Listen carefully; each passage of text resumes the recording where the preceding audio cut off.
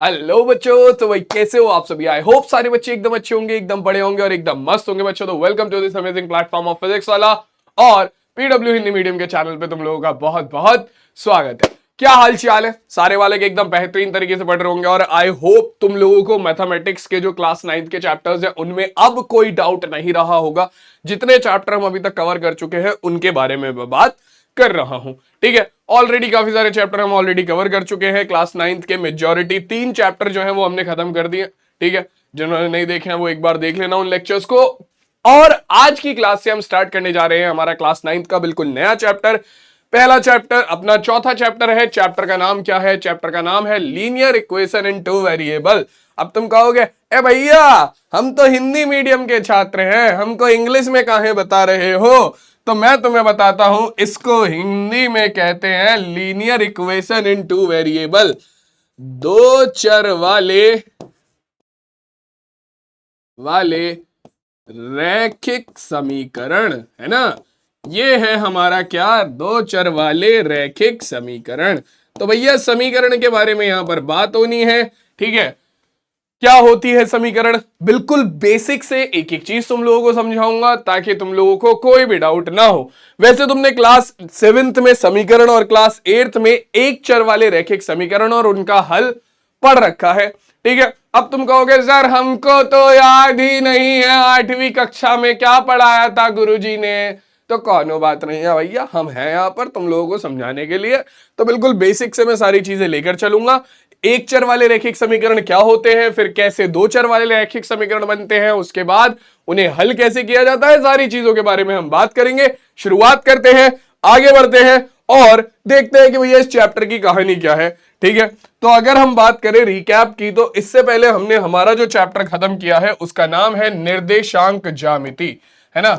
इससे पहले जो अभी पिछली क्लास में चैप्टर खत्म हुआ था उसका नाम है निर्देशांक ज्यामिति। बढ़िया चैप्टर था, छोटा प्यारा सा चैप्टर था। ठीक है, तो ये भी आपका खत्म हो चुका है, 2 लेक्चर का चैप्टर है, इसे भी कंप्लीट कर लेना। और ये वाला जो चैप्टर शुरू होगा, दो चर वाले रैखिक समीकरण, ठीक है, और दो चर वाले रैखिक समीकरण का हल, ये चैप्टर भी तुम्हारा 2 लेक्चर में खत्म हो जाएगा। अगर मैं सीबीएसई के सिलेबस के हिसाब से बात करूं तो केवल ये 2 चीजें तुम्हारे सिलेबस में है, दो चर वाले रैखिक समीकरण और दो चर वाले रैखिक समीकरण का हल। ठीक है, लेकिन पहले इससे पिछले साल तक दो चर वाले रैखिक समीकरण का आलेख भी सिलेबस में हुआ करता था और मैं होप करता हूं कि बहुत सारे बच्चों के सिलेबस में अभी भी ये होगा।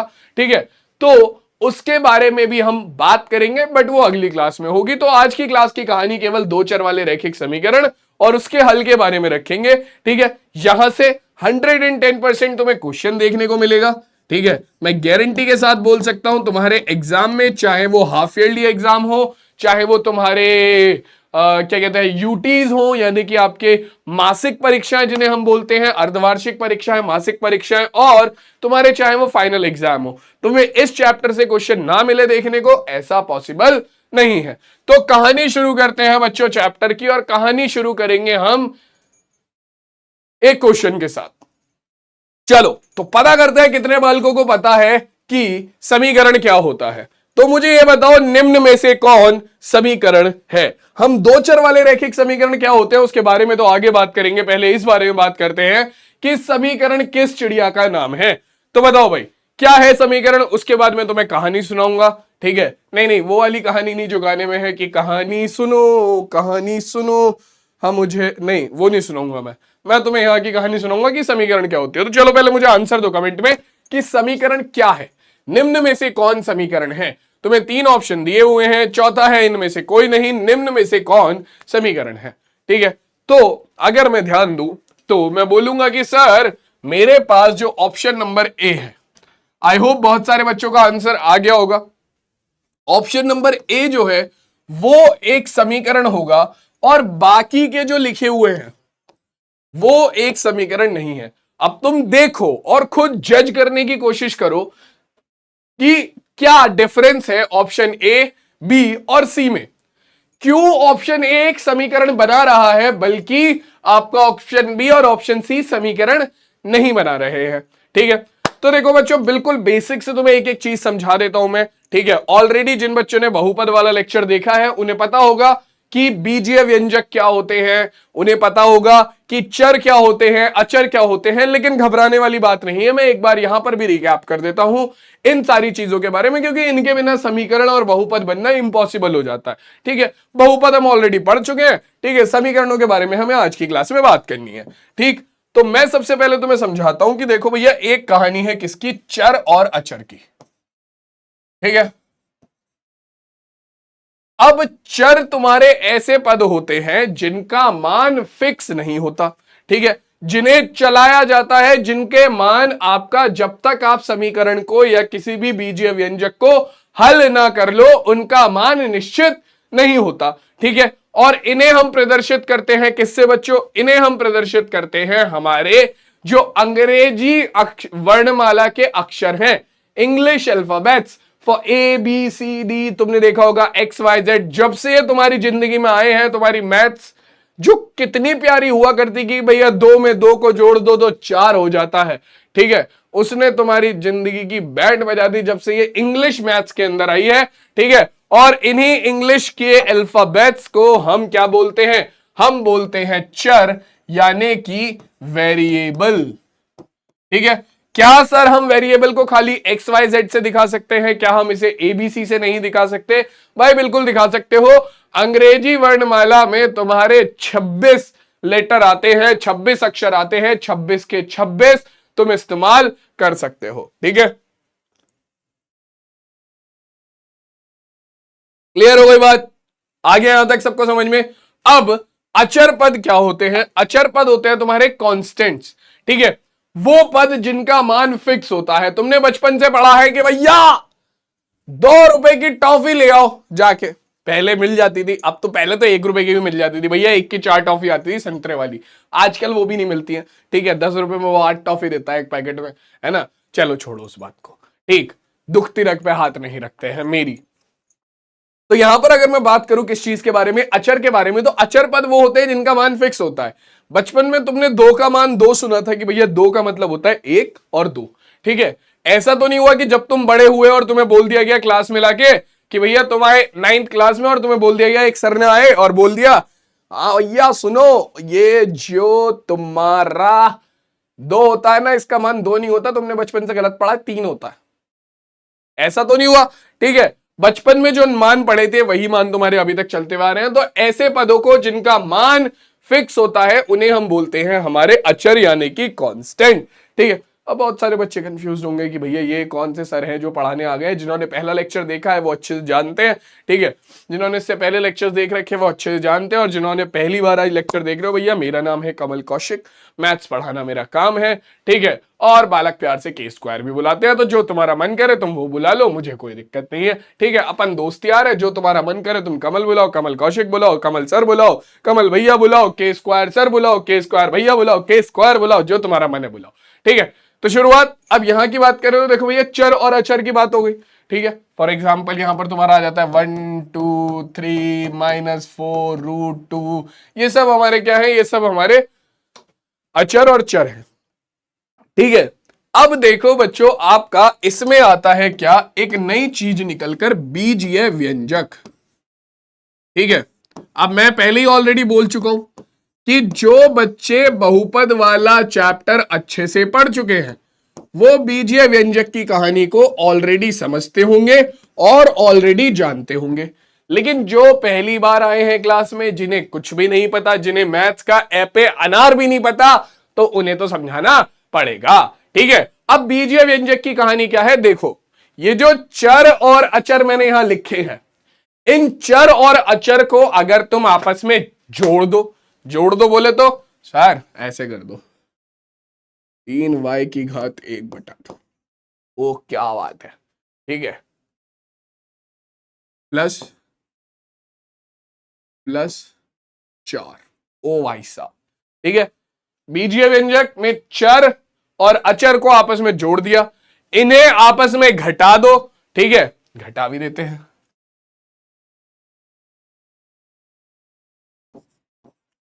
ठीक है, इनकी आपस में गुणा कर लो,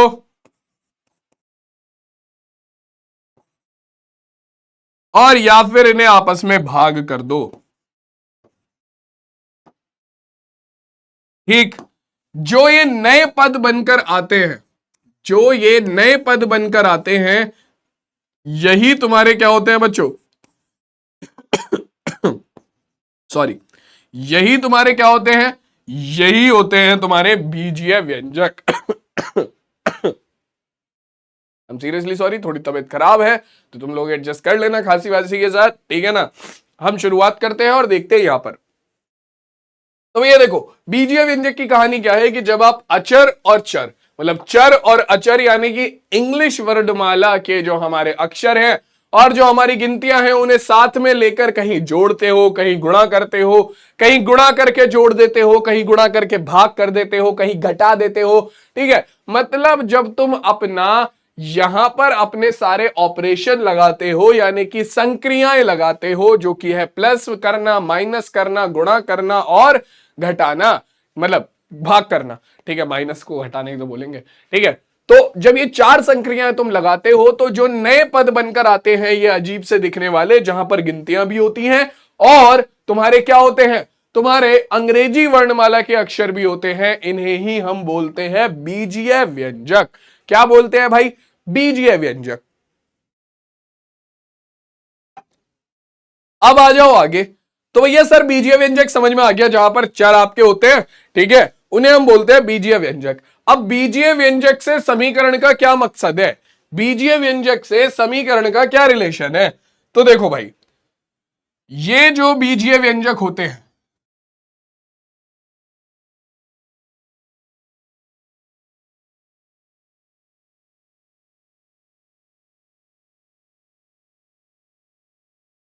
ये जो बीजीय व्यंजक होते हैं ना तुम्हारे, इन्हीं बीजीय व्यंजक को अगर तुम इस रूप में लिख दो कि भैया इनके पास एक वाम पक्ष हो,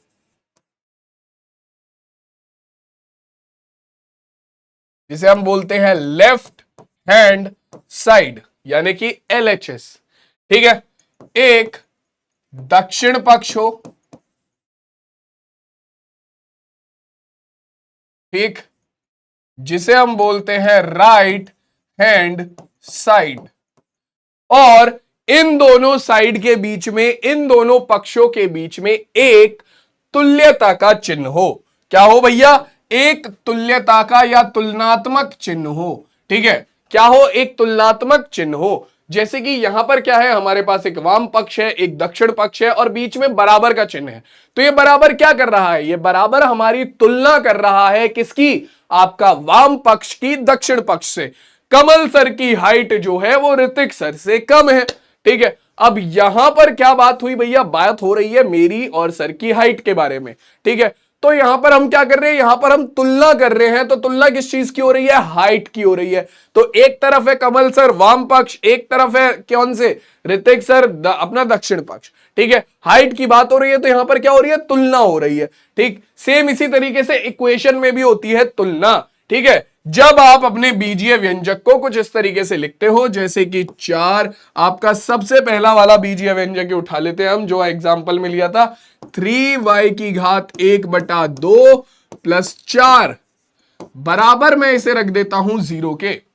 तो अब यहां पर क्या है? यहां पर आपका तुलना हो गई।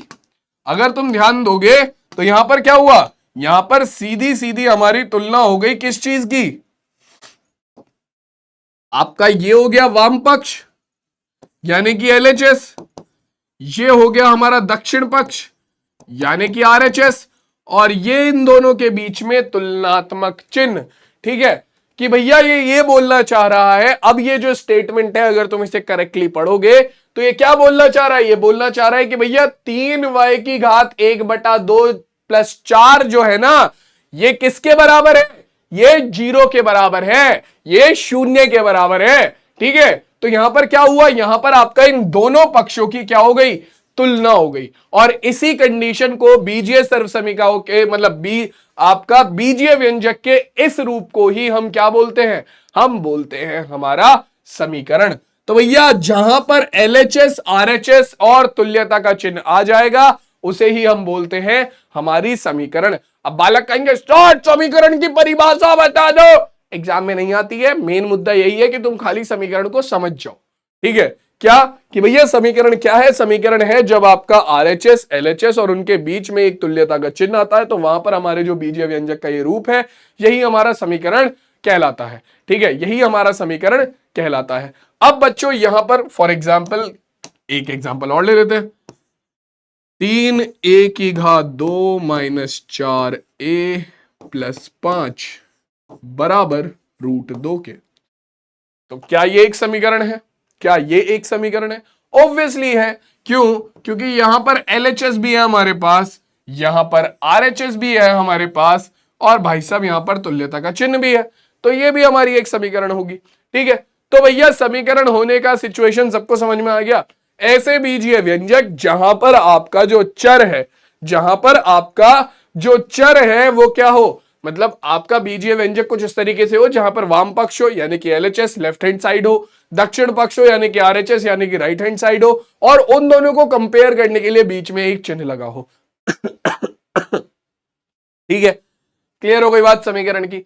अब समीकरण के बाद तुमने पढ़ा होगा तुम्हारे एक चर वाले रैखिक समीकरण।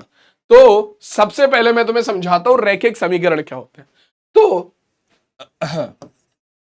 ध्यान से सुनना, रैखिक समीकरण पहले ये समझ लो, फिर एक चर वाले समीकरण समझ लेना, फिर कंप्लीटली उन दोनों को जोड़कर तुम्हें क्या बना सकते हो तुम खुद से खुद। अगर तुम्हें रैखिक समीकरण समझ में आ गए और तुम्हें एक चर वाले समीकरण समझ में आ गए, दो चीजें अलग अलग समझ में आ गई, तो तुम खुद से खुद अपने आप बिना किसी सिरदर्दी के एक चर वाले रैखिक समीकरण की डेफिनेशन निकाल दोगे। रैखिक समीकरण कौन से होते हैं?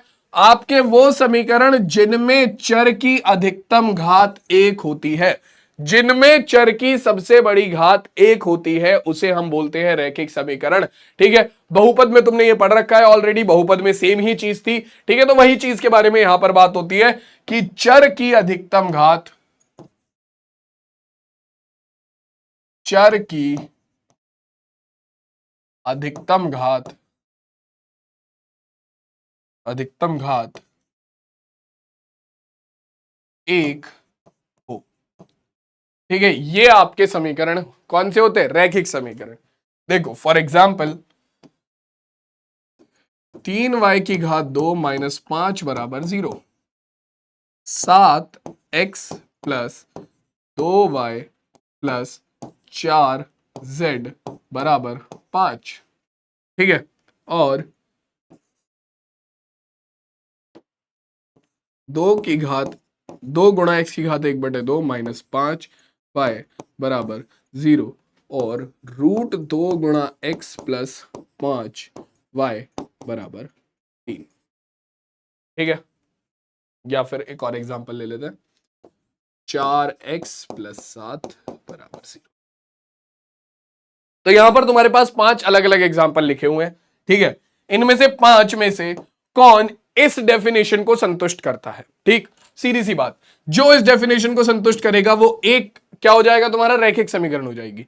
तो मैंने बोला यहां पर क्या होना चाहिए, चर की सबसे बड़ी घात अगर 2 है तो सीधा सा ये क्या है बच्चों, सीधा सा ये हमारा रैखिक समीकरण होगा।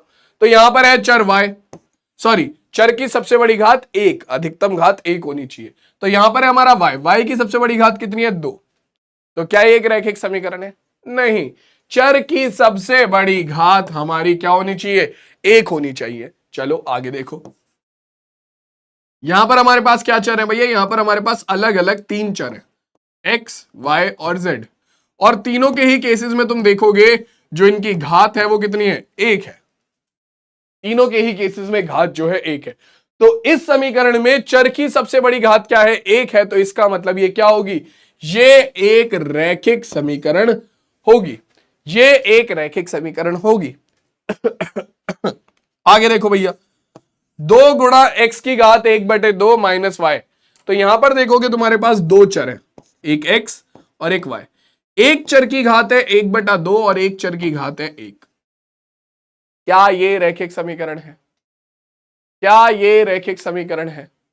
नहीं जी, यहां पर क्या होना चाहिए, आपका हर एक चर की घात 1 होनी चाहिए, या फिर मैं यहां से अधिकतम भी हटा देता हूं, चर की घात पूरा अगर मैं ढंग से लिखूं तो सभी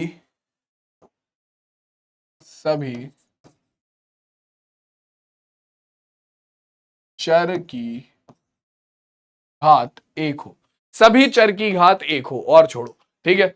तो भैया यहां पर x की घात है 1/2, y की घात है 1, तो क्या ये एक रैखिक है? नहीं जी नहीं, यहां पर आपका चर की घात 1/2 है, इसका मतलब ये रैखिक नहीं है। अगला देखो, √2 गुणा x प्लस 5y बराबर 3। अब बहुत सारे बच्चे बोलेंगे कि ये भी एक रैखिक समीकरण नहीं है सर, क्योंकि यहां पर √2 आ रहा है, √2 का मतलब है 2 के ऊपर रूट का मतलब होता है 1/2 घात, रूट का मतलब यही तो होता है, अगर कहीं रूट लिखा है तो उसका मतलब है 1/2 घात, तो यानी कि √2 का मतलब है 2 की घात 1/2 गुणा x गुणा 5 प्लस 5 गुणा y। लेकिन देखो बच्चों, हमें मतलब है केवल चर की घात से, अचर की घात तुम्हारी कुछ भी हो, अचर की घात 1/2 हो, -1 हो, √2 खुद हो, ठीक है, हमें फर्क नहीं पड़ेगा, हमारा चर की घात बस क्या होनी चाहिए? 1 होनी चाहिए। तो यहां पर तुम देखो तुम्हारी x की घात भी 1 है, y की घात भी 1 है, ठीक है, तो ये क्या है? यहां पर चर की घात 1 है, तो इसलिए इसका मतलब ये भी एक रैखिक समीकरण होगी, ठीक है। इसके बाद आपका अगला एग्जाम्पल, यहां पर भी देखो, यहां पर क्या चर है x, उसकी घात है 1, इसका मतलब ये भी रैखिक समीकरण होगी। तो बच्चों ये हो गए हमारे रैखिक समीकरण। वो समीकरण जिनमें चर की घात हमेशा 1 होगी उसे हम क्या बोलते हैं? रैखिक समीकरण बोलते हैं। तो भैया देखो रैखिक समीकरण क्या है, ये तो क्लियर हो गया,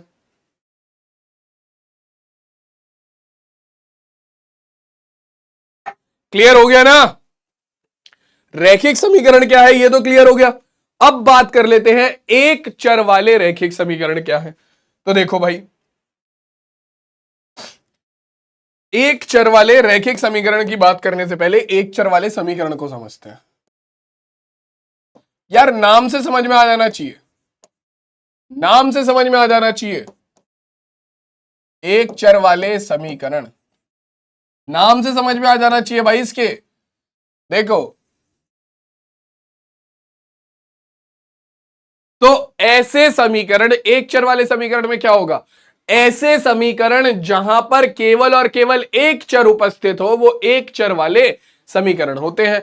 फॉर एग्जाम्पल देखो भैया, 3x की घात 2 माइनस y बराबर 0, 4y की घात 2 माइनस 5 बराबर 3, ठीक है, 3y की घात 1/2 माइनस 4 बराबर 0, ठीक है, और 2x plus 5y minus Z बराबर 0।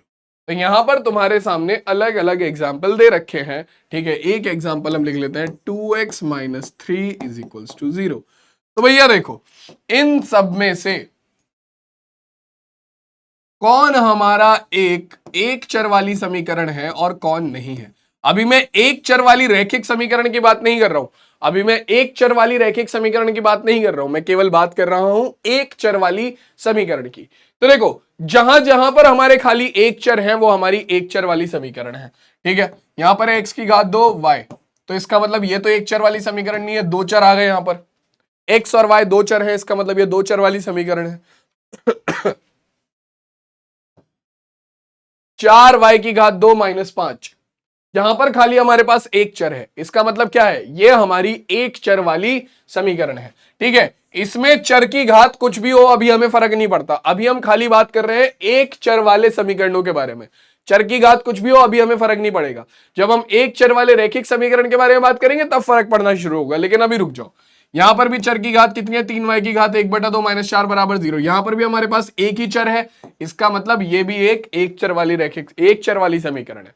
यहां पर हमारे पास 1 2 3 एक्स वाई जेड तीन चर है, इसका मतलब ये एक चर वाली समीकरण नहीं है, ठीक है। और लास्ट में देखोगे 2x माइनस 3 बराबर 0, तो ये है हमारी क्या, यहां पर भी हमारे पास केवल एक ही चर आ रहा है, इसका मतलब ये भी एक चर वाली समीकरण है। तो बच्चों एक चर वाली समीकरण सबको समझ में आ गई, जहां पर खाली केवल एक प्रकार का चर हो उसे हम एक चर वाली समीकरण बोलते हैं। अब लास्ट में तुम्हें यहां से पूरा कॉन्सेप्ट समझ में आ गया होगा अब, ठीक है। रैखिक समीकरण तुम जानते हो जहां पर चर की घात एक हो, ठीक है। एक चर वाले समीकरण जहां पर केवल एक चर हो, तो एक चर वाले रैखिक समीकरण क्या होंगे? एक चर वाले रैखिक समीकरण। भाई साहब इन दोनों डेफिनेशंस को उठाकर जोड़ दो तो तुम्हारे पास एक चर वाले रैखिक समीकरण का लॉजिक निकल कर आ जाएगा। क्या होगा भाई? सबसे पहले एक चर वाले समीकरण कौन से होते हैं? जिनमें खाली एक चर हो। उसके बाद रैखिक समीकरण कौन से होते हैं? जिनमें चर की घात एक हो। तो ऐसे समीकरण जिनमें खाली एक चर हो और उस चर की घात क्या हो? एक हो, वही हमारे एक चर वाले रैखिक समीकरण हो जाते हैं। फॉर एग्जाम्पल, जैसे कि यहां पर लिखा था हमारा 2x-3, तो ये क्या है? यहां पर चर भी हमारे पास एक है और उस चर की घात भी एक है, तो इसका मतलब ये हमारी एक चर वाली रैखिक समीकरण है। क्या ये एक चर वाली रैखिक समीकरण होगी? यहां पर तुम्हारे पास चर तो एक है, ये एक चर वाली समीकरण तो जरूर है, लेकिन इस चर की घात है 2, तो इसका मतलब ये हमारी एक चर वाली रैखिक समीकरण तो नहीं है। ये एक चर वाली समीकरण जरूर है, बट एक चर वाली रैखिक समीकरण नहीं है। एक चर वाली रैखिक समीकरण में तुम्हारा 2x-3 बराबर 0, ठीक है, 4x 4y-5 बराबर 7, ठीक है, √2x+2y बराबर 0।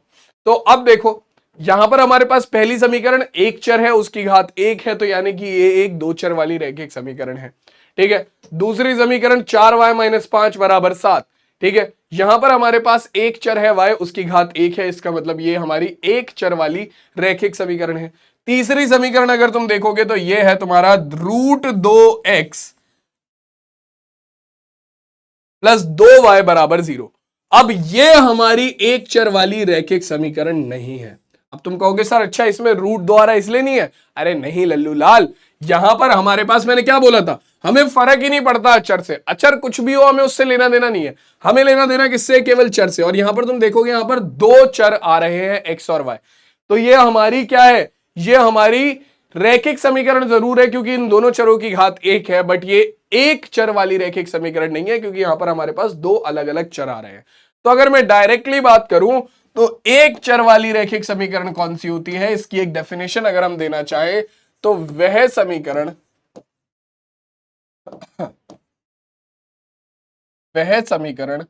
जो ax प्लस बी बराबर 0, जहां ए व बी वास्तविक संख्याएं हैं। क्या है बच्चों? वास्तविक संख्याएं हैं।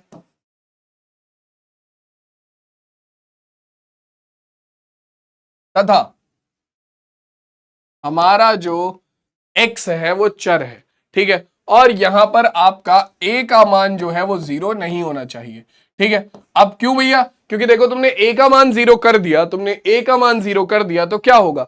a का मान 0 करते ही तुम्हारा जो x वाला पद है वो 0 हो जाएगा। a का मान 0 करते ही क्या होगा?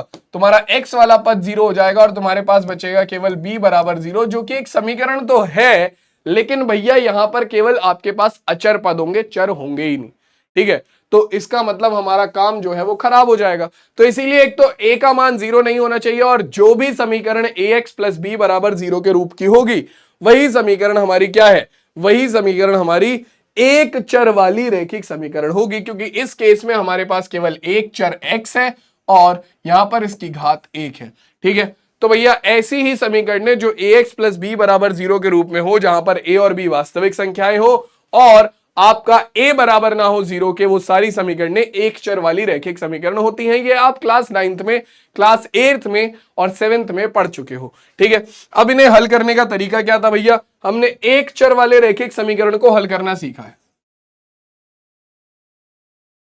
-5 बराबर 0। अब इन्हें हल करने के हमने दो तरीके सीखे थे, एक तो पक्षांतरण से, ठीक है, और दूसरा हमारा नॉर्मल तरीके से। सबसे पहले तो हल का मतलब क्या होता है, सबसे पहले समीकरण के हल का मतलब क्या होता है ये जानना जरूरी है। तो समीकरण का हल क्या होता है? आपके चर का वह मान जो समीकरण को संतुष्ट कर दे, यानी कि एलएचएस और आरएचएस को बराबर लिया है, वो आपका समीकरण का हल होता है ना। चर का वह मान जो समीकरण को संतुष्ट कर दे, समीकरण को क्या कर दे, संतुष्ट कर दे,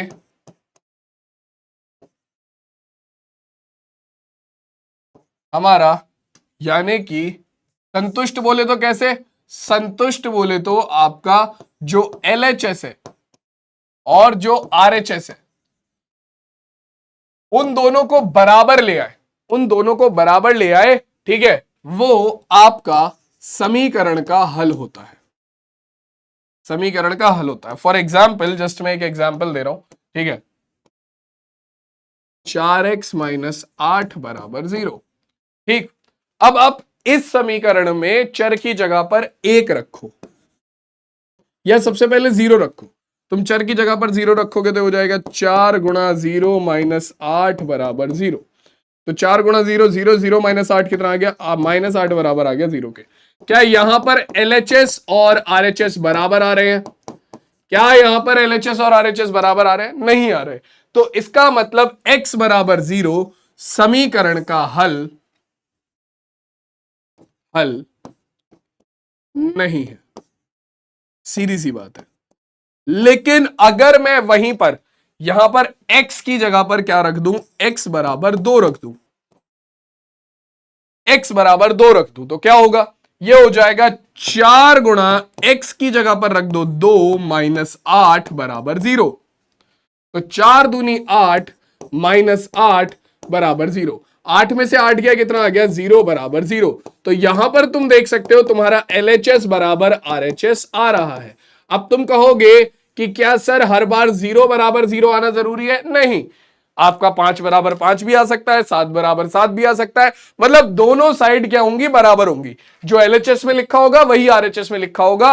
और अगर ऐसा हो जाता है तो तुम बोलोगे कि चर का वही मान क्या है, समीकरण का हल है। Simple logic. अब x बराबर 2 पर हमारी जो ये समीकरण है वो LHS और RHS को बराबर कर रही है, इसका मतलब x बराबर 2 इस समीकरण का हल है, ठीक है। तो ये होते हैं बच्चों एक चर वाले रैखिक समीकरण। इनका हल निकालना कैसे निकाला जाता है, ठीक है, क्लास 7th और क्लास 8th में हमने सीखा था क्या, कि भैया अगर कोई भी समीकरण दी हुई है तो उसके हल निकालने के अपने पास 2 तरीके हैं।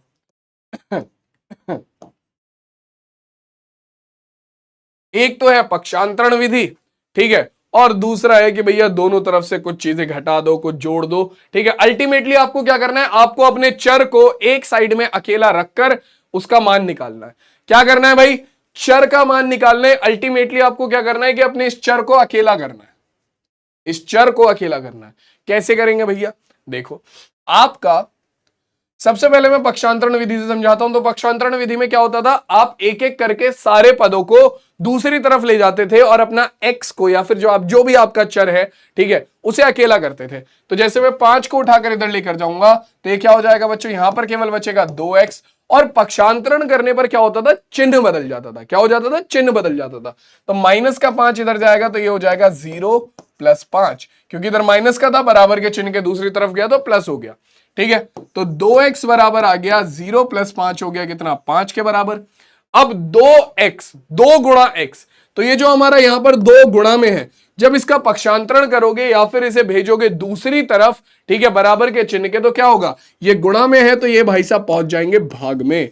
तो आपके पास x का मान निकल कर आ गया 5/2। तो ये जो 5/2 x का मान आया है, यही तुम्हारा क्या है, यही तुम्हारा इस समीकरण का हल होगा, ठीक है। एक तरीका तो ये है। दूसरा तरीका क्या है, दूसरा तरीका है कि भैया जैसे तुमने ले लिया 4y - 6 या 4y - 12 बराबर 0।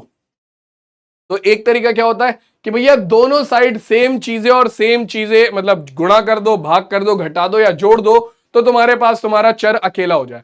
तो मैं क्या करूंगा, मैं इस साइड से चर को अकेला करने की कोशिश करूंगा और उसके लिए मैं कुछ चीजें जोड़ूंगा और घटाऊंगा। जैसे कि आपका यहां पर क्या है, यहां पर -12 है, तो -12 को हटाने के लिए मैं क्या करूंगा, इसमें 12 को जोड़ दूंगा, 12 को जोड़े।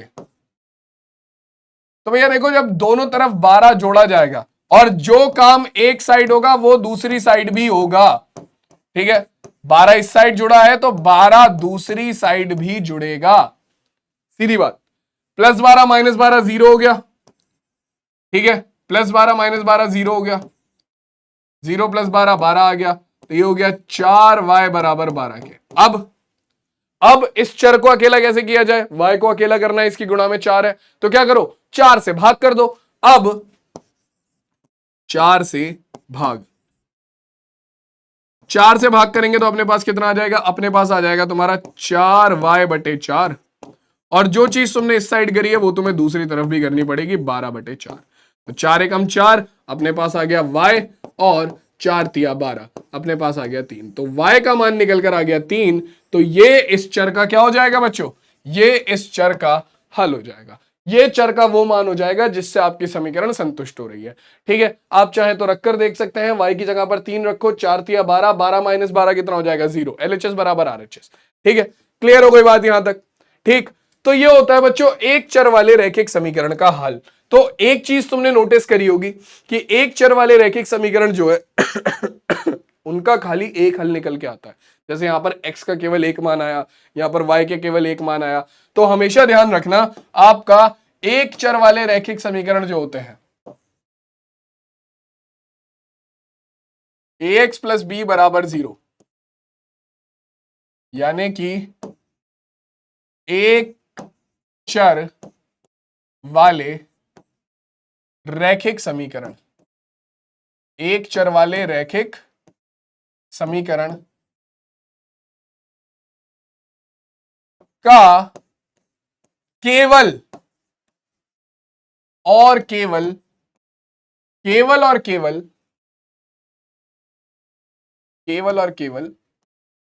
एक हल होता है। ठीक है, इसका इससे ज्यादा कोई हल नहीं होता, इनका केवल और केवल एक हल होता है। सिंपल सा लॉजिक है। ठीक है, आपका एक चर वाले रैखिक समीकरण युग्म का केवल और केवल, एक चर वाले रैखिक समीकरण का केवल और केवल एक हल होता है, अद्वितीय हल होता है, इससे ज्यादा हल इसके नहीं होते। तो अब एक चर वाले रैखिक समीकरण क्या होते हैं, इन्हें हल कैसे करते हैं, ये सबको क्लियर हो गया। अब इसके बाद आता है हमारा मेन टॉपिक, और अब शुरू होता है आपका चैप्टर का पहला मुद्दा। ठीक है, कि दो चर वाले रैखिक समीकरण है क्या। अब तुम कहोगे सर इतना टाइम तो आपने एक चर वाले रैखिक समीकरण को समझाने में ले लिया, पूरी क्लास तो उसमें चली गई। तो मैं कहूंगा मेरे लल्लू लाल, अगर तूने वो अच्छे से समझ लिया तो इसे समझना कुछ नहीं है। क्या था, एक चर वाले रैखिक समीकरण, क्या था उसमें, चर एक होगा और उसकी घात एक होगी। ये क्या है, दो चर वाले रैखिक समीकरण। ये क्या होगा भैया, बस दो चर हो जाएंगे और दोनों चरों की घात क्या होनी चाहिए, क्योंकि रैखिक समीकरण है तो दोनों चरों की घात एक होनी चाहिए। बात ही खत्म, लॉजिक ही खत्म। ठीक है, जो चीज तुमने वहां पढ़ी है उसे यहां अप्लाई कर दो, हो गया काम। ठीक, वह समीकरण, और इसकी सिंपल सी डेफिनेशन है, वह समीकरण जो ax + by + c = 0 के रूप में पहले ये लिख लेते हैं, जहां a b व c वास्तविक संख्याएं हैं, यानी कि ये आपके अचर पद हैं, वास्तविक संख्याएं हैं, तथा a व b एक साथ शून्य नहीं है। मतलब कि अगर तुम सोचो, तुमने क्या कर दिया, तुमने एक साथ दोनों भाई साहब को उठाकर 0 कर दिया, तुमने a और b को दोनों एक साथ को 0 कर दिया। तुमने कहा कि कोई भी वास्तविक संख्या ले सकते हैं, a और b को तुमने एक साथ 0 कर दिया, तो क्या होगा, ये भी 0, 0 गुणा x 0 हो जाएगा, ये भी 0, 0 गुणा y 0 हो जाएगा, 0 + 0 0 हो गया, 0 + c हो गया कितना c। तो बचेगा क्या, खाली बचेगा खाली c = 0। तो ये तो एक ऐसी समीकरण बन जाएगी जहां पर हमारे पास चर होंगे ही नहीं, तो ये तो दिक्कत वाली बात है। ये तो पूरी पूरी दिक्कत वाली बात है। तो इसका मतलब क्या है भैया, इसका मतलब इसका सिंपल सा लॉजिक ये है कि भैया ए और बी के मान को एक साथ कभी भी जीरो मत करना। सर क्या अलग अलग जीरो कर सकते हैं? तो बेटा अगर तुम ए के मान को खाली जीरो करोगे तो तुम्हारे पास समीकरण बचेगी बी वाई प्लस सी बराबर जीरो, जो कि हमारी एक चर वाली रैखिक समीकरण बन जाएगी, खाली एक चर वाली रैखिक समीकरण बन जाएगी, क्योंकि केवल एक चर बचेगा वाई। सेम गोज अगर तुम b का मान जीरो कर देते हो तो तुम्हारे साथ पांच समीकरण बनेगी ax प्लस सी बराबर जीरो, ये भी क्या है, केवल एक चर वाली रैखिक समीकरण बन जाएगी। ठीक है, तो आपका एक चर वाली रैखिक समीकरण जो है, क्या उसका हम बोल सकते हैं कि वो दो चर वाली रैखिक समीकरण होती है? नहीं, एक चर वाली रैखिक समीकरण अलग है, दो चर वाली रैखिक समीकरण अलग है, पर हम एक चर वाले रैखिक समीकरण को दो चर वाले रैखिक समीकरण के रूप में लिख सकते हैं। कैसे लिखेंगे वो भी समझाऊंगा, पहले जरा दो चर वाले रैखिक समीकरण के दो तीन एग्जाम्पल देख लें। ठीक है, 2x माइनस 5y बराबर 0। ठीक है, या 2x माइनस 5y प्लस 4 बराबर 0। ये लो भाई, एक मैं ले लेता हूं 4u माइनस 5v प्लस 7 बराबर 0। ठीक है, एक हम ले लेते हैं √2 a √2p plus 7r is equals to 0। तो ये तीन मैंने समीकरणें तुम्हारे सामने लिखी हैं, तीनों हमारी अलग अलग समीकरणें हैं। ठीक है, और तीनों ही समीकरणें जो हैं वो अलग अलग चरों में लिखी हुई हैं। पहली समीकरण में हमारे पास दो चर हैं x और y, और दोनों चरों की जो घात है वो एक है।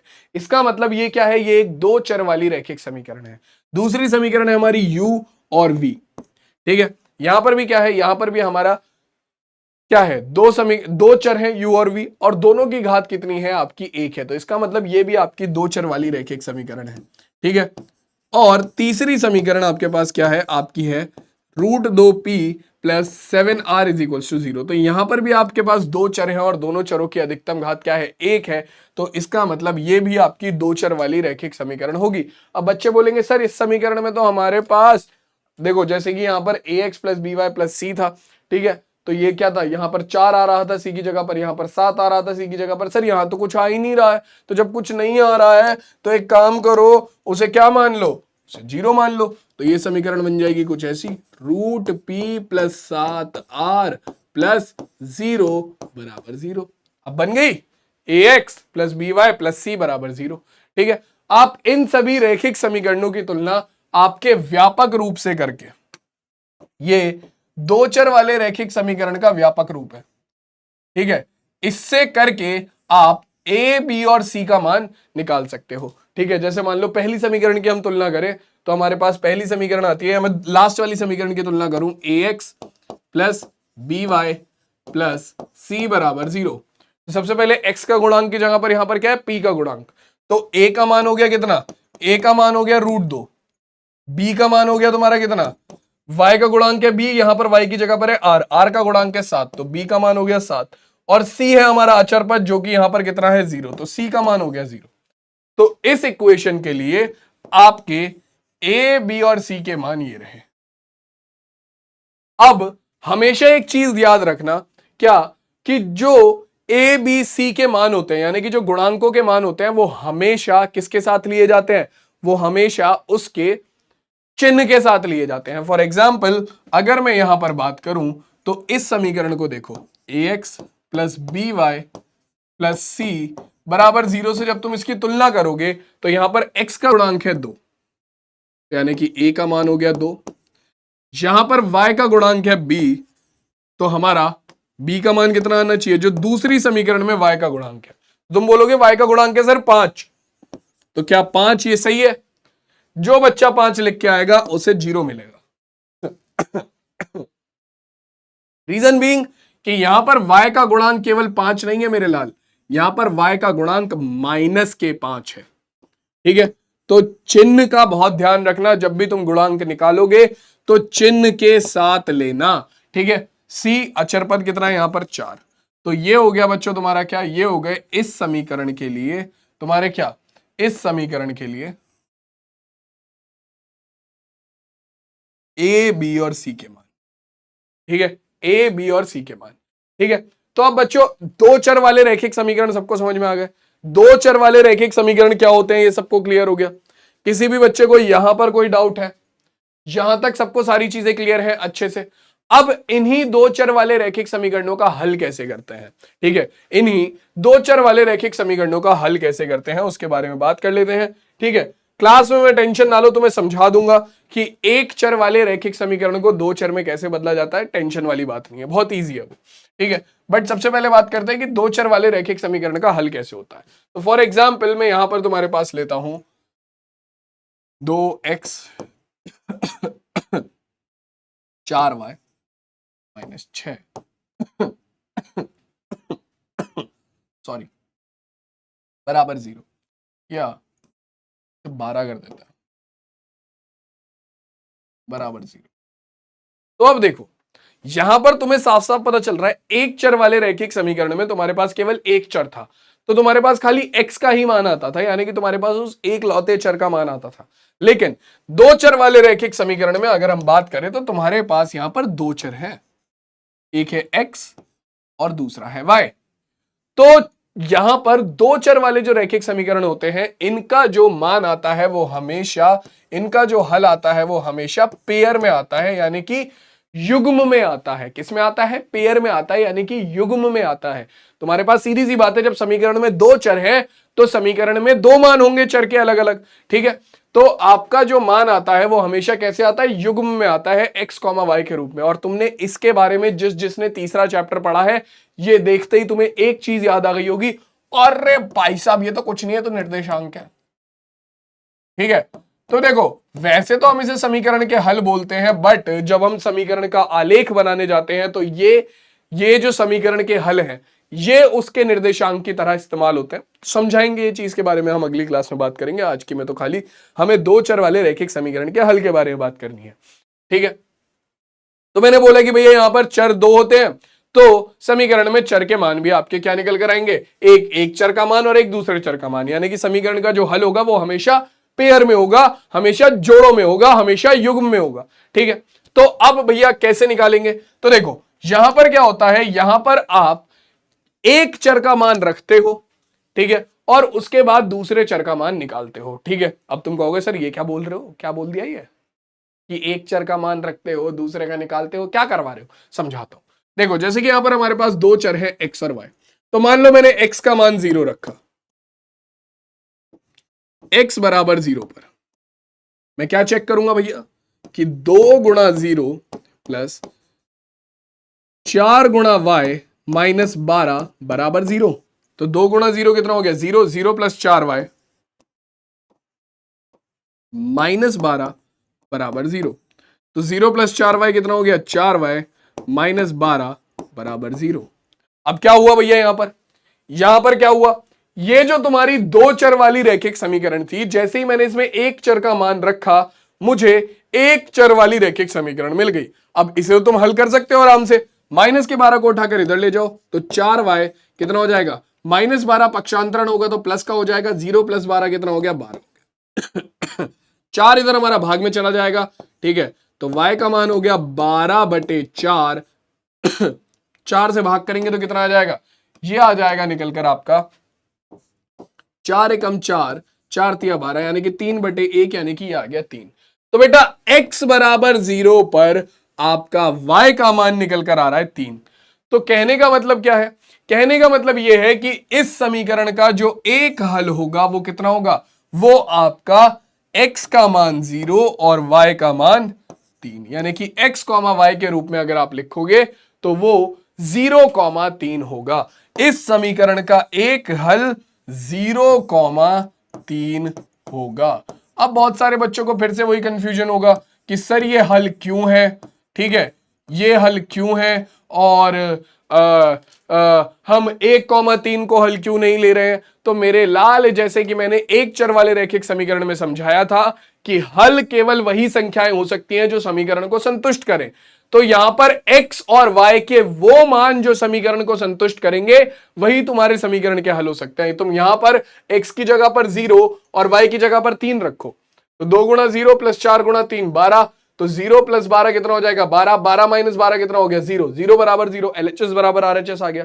तो चर के वो मान जो समीकरण को संतुष्ट करते हैं वही समीकरण के हल हो सकते हैं, इसीलिए 0,3 इसका हल है। लेकिन आपका 1,3 नहीं होगा, क्योंकि तुम x की जगह पर 1 रखोगे, y की जगह पर 3 रखोगे, 2 एकम 2, 4 तिया 12, ठीक है। 2 और 12 कितना हो गया, 2 और 12 हो गया आपका 14, 14 माइनस 12 आ गया 2, क्या 2 बराबर होता है 0 के, LHS is not equals to RHS आ गया, यानी कि वो समीकरण का हल नहीं है, वो समीकरण को संतुष्ट नहीं कर रहा है, ठीक है। अब बच्चों यहां पर एक चीज मुझे और बताओ, क्या इस समीकरण का केवल और केवल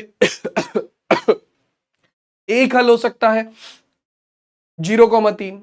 क्या इस समीकरण का केवल एक हल हो सकता है 0,3? तो मैं बोलूंगा ना, ना जी ना। यहां पर मैंने तुम्हें क्या बोला कि चर के अलग अलग मान रख सकते हो तुमने एक बार x का मान 0 रखा, एक काम करो इस बार y का मान 0 रख लो, y बराबर 0 पर y का मान 0 रखोगे तो क्या होगा भैया, y का मान 0 रखोगे तुम्हारे पास आ जाएगा कितना, 2 गुणा x प्लस 4 गुणा y माइनस 12 बराबर 0। सॉरी, y का मान तो हमें 0 रखना है, 4 गुणा 0 माइनस 12 बराबर 0, ठीक है। माइनस 12 इधर जाकर प्लस हो जाएगा, 2 गुणा x प्लस 0, 4 गुणा 0 0 हो गया, माइनस का 12 इधर जाकर प्लस होगा, 0 प्लस 12 12 आ गया, तो 2x प्लस 0 हो गया 2x बराबर 12 के, 2 इधर भाग में चला जाएगा, x का मान हो गया 12/2, यानी कि 2 छिक्का 12, x का मान निकल कर आ गया 6। तो भैया x y बराबर 0 पर x का मान आ रहा है 6, y बराबर 0 पर x का मान आ रहा है 6, और समीकरण के हल हमेशा x, y के रूप में लिखे जाएंगे, तो यानी कि ये हो जाएगा 6,0, 6,0।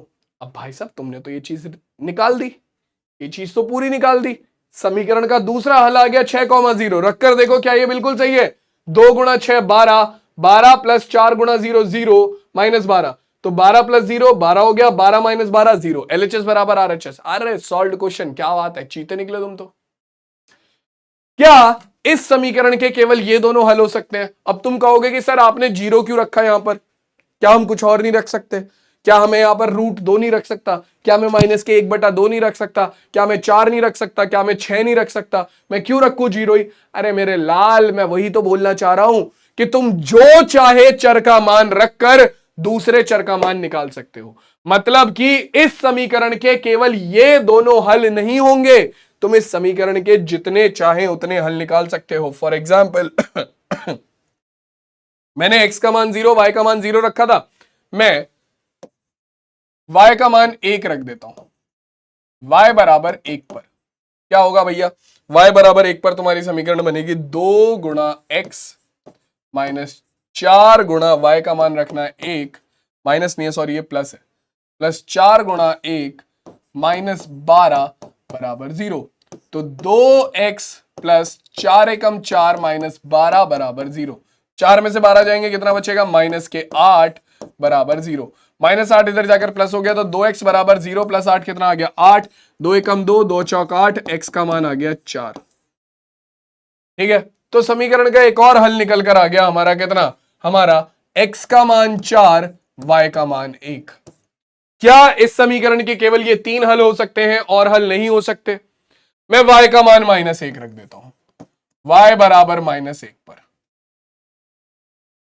कितना आएगा भैया, 2x प्लस 4 गुणा -1 माइनस 12 बराबर 0, 2x माइनस 4 माइनस 12 बराबर 0, -4 माइनस 12 कितना हो गया, माइनस के 16 बराबर 0, -16 इधर जाकर प्लस हो जाएगा, 2x बराबर -16 इधर जाकर प्लस हो गया, तो 0 प्लस 16 16, 2 हमारा इधर भाग में आ जाएगा, तो 16/2 यानी कि 2 अट्ठे 16, x का मान निकल कर आ गया 8, यानी कि समीकरण का एक और हल निकल कर आ गया x, 0 यानी कि 8, सॉरी x, -1, y का मान है -1, तो 8, -1।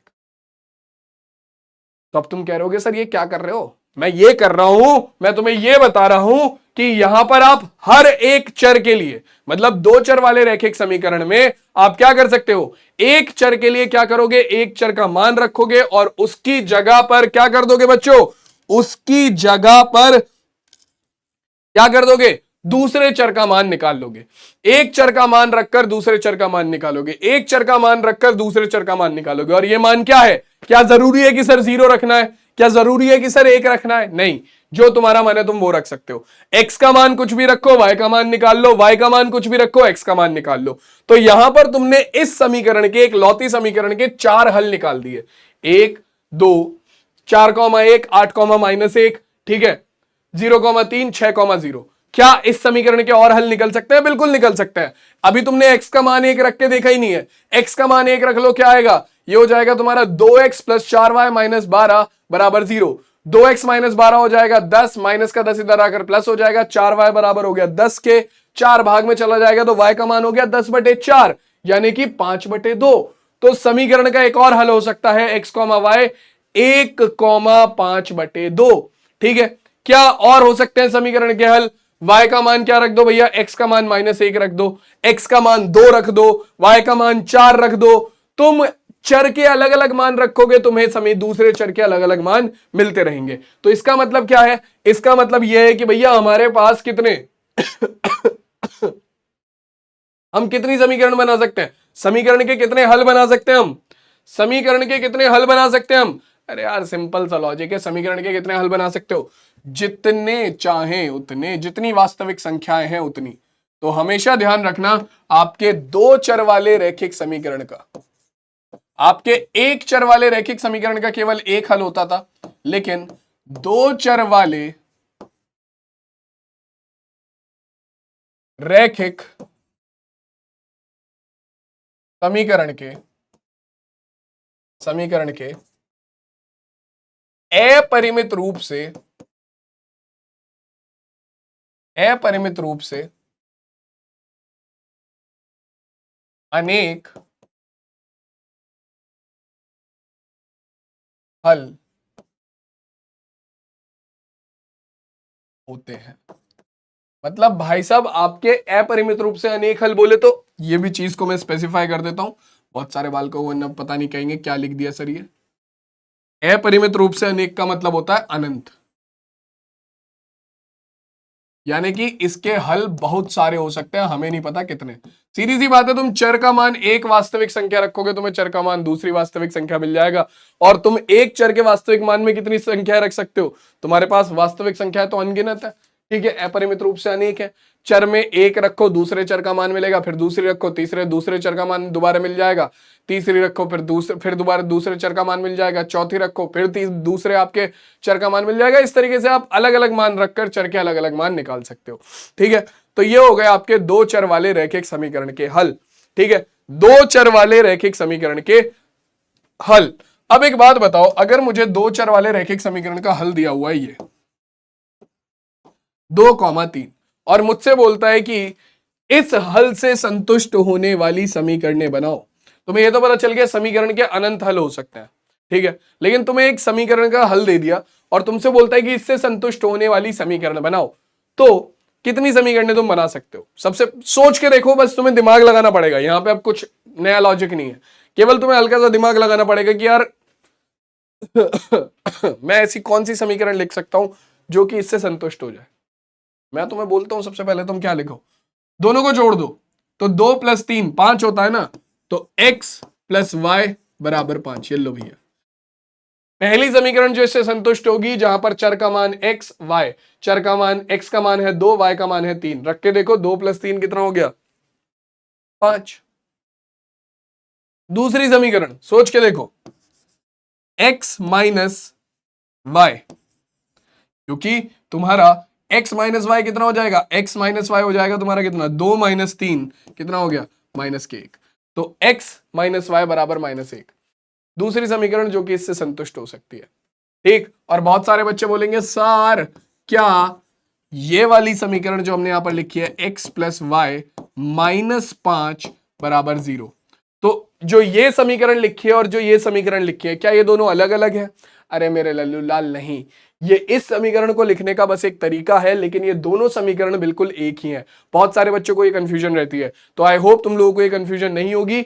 ये समीकरण और ये समीकरण दोनों बिल्कुल एक ही हैं। ठीक है, चलो और कितनी समीकरण बन सकते हैं? क्या हम और बना सकते हैं? पहली वाली समीकरण में 2 से गुणा कर दो, 2x प्लस 2y बराबर 10। ये समीकरण भी इससे संतुष्ट होगी। रखो 2 दूनी 4 प्लस 2 तिया 6, 4 और 6 10, LHS बराबर RHS। ठीक है, दूसरी वाली समीकरण में 2 से गुणा कर दो, मतलब आप एक समीकरण बनाने के बाद उसमें अपना जो तुम्हारी कोई भी वास्तविक संख्या उससे गुणा करते रहो या उससे भाग करते रहो, तो तुम्हारे पास नई समीकरणें बनती रहेंगी जो कि सेम आपके हल से क्या होंगी? सेम चरों के मान से संतुष्ट होंगी। जैसे कि x प्लस वाई बराबर 5 जो है ये आपका 2 और 3 से संतुष्ट हो रही है, तो मैं x प्लस वाई बराबर 5 में किसी भी आपका अशून्य वाली संख्या, ऐसी संख्या जो शून्य ना हो, ठीक है, उससे गुणा या भाग करता रहूंगा। जैसे कि मैंने यहां से 2 से गुणा करी, या फिर मैं इसे किससे, मैं इसे भाग कर देता हूं -1 से, तो x बटे -1 प्लस y बटे -1 बराबर 5 बटे -1। तो जो समीकरण बनेगी वो कुछ ऐसी बनेगी, -x -y बराबर -5। तो बेटा ये समीकरण जो बनी है ये भी तुम्हारा इससे संतुष्ट हो जाएगी, क्योंकि इसी समीकरण में तुमने एक संख्या से भाग देकर क्या करा है? नई समीकरण प्राप्त करी है। तो भैया देखो, अगर तुमने कैसे भी करके किसी भी समीकरण को हल करने, मान लो तुम्हें समीकरण का हल दिया हुआ है और उससे तुमसे पूछता है कि तुम कितनी समीकरण बना सकते हो, तो ध्यान रखना, अगर तुम्हें हल मिल गया है, ठीक है, हल से तुमने अगर एक समीकरण भी बना ली, तो उस समीकरण में आप किसी दूसरी संख्या से गुणा या भाग करके, ऐसी संख्या जो 0 ना हो, ठीक है, गुणा या भाग करके तुम क्या कर सकते हो? आराम से अपना जितनी चाहे उतनी समीकरणें बना सकते हो। मैंने तुम्हें यहां पर केवल 4 समीकरणें बना के दिखाई है, बट तुम अपरिमित रूप से अनेक समीकरणें यहां पर बना सकते हो। तो ध्यान रखना, एक हल से भी आपका 2 चर वाली कितनी रैखिक समीकरणें बन सकती हैं? 2 चर वाली अनंत रैखिक समीकरणें बन सकती हैं। क्लियर हो गई बात?